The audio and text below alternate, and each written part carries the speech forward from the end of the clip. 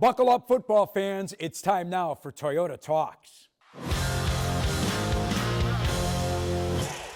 Let's welcome in Manti Te'o from Good Morning Football Overtime. Manti, it's been a few weeks since we last talked. Great to have you back on the show. I know you guys at Good Morning Football Overtime are looking at all 14 of the playoff teams this week, and I know two have a bye, 6 playoff games, but nothing can match Bears-Packers round 3, can it? I don't think nothing can match it. I mean, Seth Rollins will be there in the stadium live and in full effect. So I know that we're all excited for him. We're excited for the Bears. We're excited for one of these matchups. I think we're starting off the playoff run strong with this game. You played in the NFL playoffs as a rookie with the Chargers. Did a little research here. As a rookie with the Chargers back in the divisional round. And what Chicago forgets is, man, you were with the Bears. You were activated from the practice squad in the Bears' last playoff game, right? Yes, we were. What a great ending to my career. Then to be a Chicago Bear, but then to also play my former team in the Saints, who I signed with between my time with the Chargers and with the Chicago Bears, and to end it in New Orleans, where I played so many games there as a New Orleans Saint.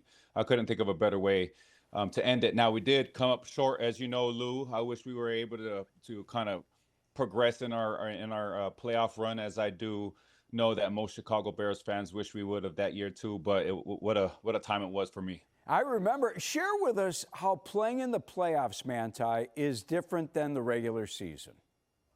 Well, it's funny, you know, Lou. I always I try to draw it out this way. Believe it or not, the NFL season has so many different speeds. There's preseason, and then it picks up when the season starts, and then the month of December comes, and believe it or not, already fast game gets quicker. And then if you're blessed with the opportunity to go to the playoffs, the next 3 to 4 games, it continues to increase in speed. And I think there's this an attention to detail and this intensity about the playoffs that everybody understands it's win or go home. And so that brings out the best in players and in teams.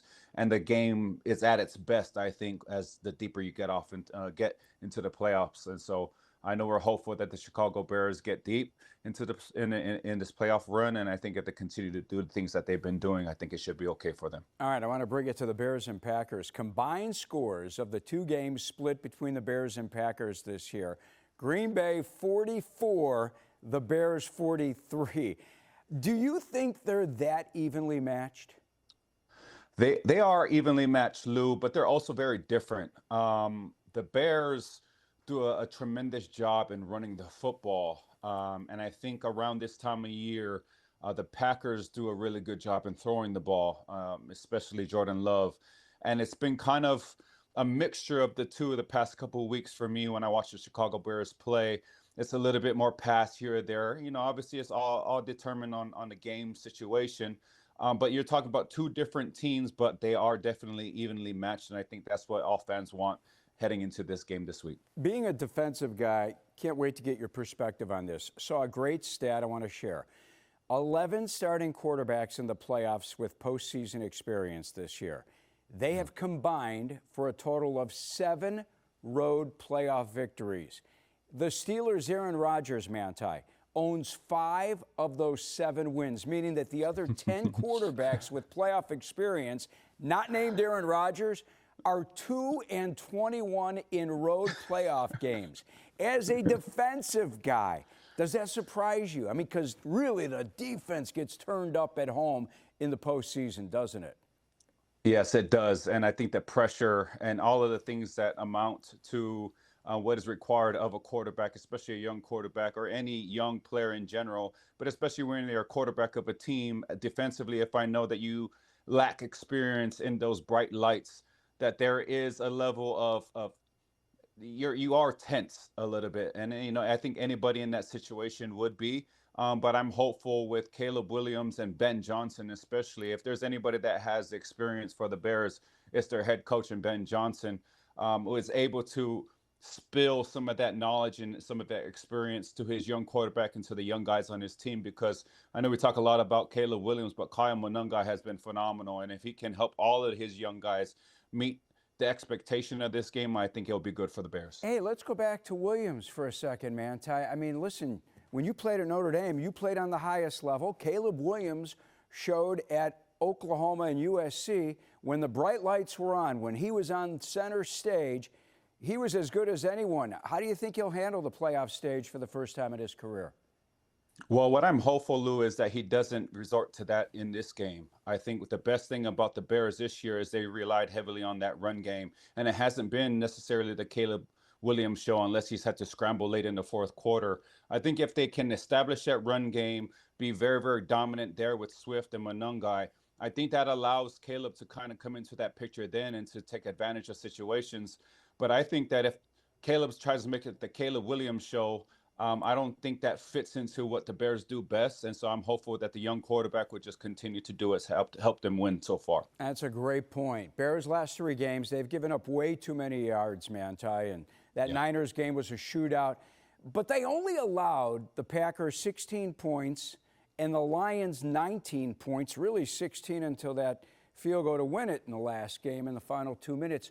Do you think your former coach, Dennis Allen, is he worried at all about the yards his defense has given up, or is it all about the points?